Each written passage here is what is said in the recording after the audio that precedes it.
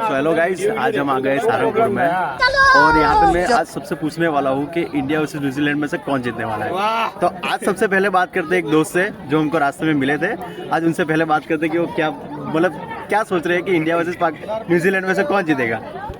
तो भैया बताइए कि इंडिया वर्सेस न्यूजीलैंड में से कौन जीतेगा? कौन जीतेगा? क्या इंडिया ही जीतेगा भाई। आज की मैच में अभिषेक शर्मा कम से कम 70 से 80 रन बनाएगा। और नहीं बनाया तो? नहीं बनाएगा तो क्या, बनाएगा ही बनाएगा भाई। चलिए ठीक है, आपकी दुआ काम आ जाए। कुछ काट देना मैडम आप बताइए कुछ, इंडिया वर्सेस न्यूजीलैंड में से कौन जीतेगा? इंडिया। तो इतना श्योर क्यों है? श्योर है इंडिया हमारी टीम है, इंडिया ही जीतेगी। तीसरे भाई से पूछते हैं, रुको भाईबंद कौन इंडिया वर्सेस न्यूजीलैंड में कौन लागे શું જીતવાનું? ઇન્ડિયા જીતવાનું યાર, તો કે પૂછવાની વાત છે। ઇન્ડિયા रुको जरा, टक्कर मारिए। ભલે ન્યુઝીલેન્ડ ટક્કર, અમદાવાદનું જે સ્ટેડિયમ છે ને ઇન્ડિયા માટે બેસ્ટ છે।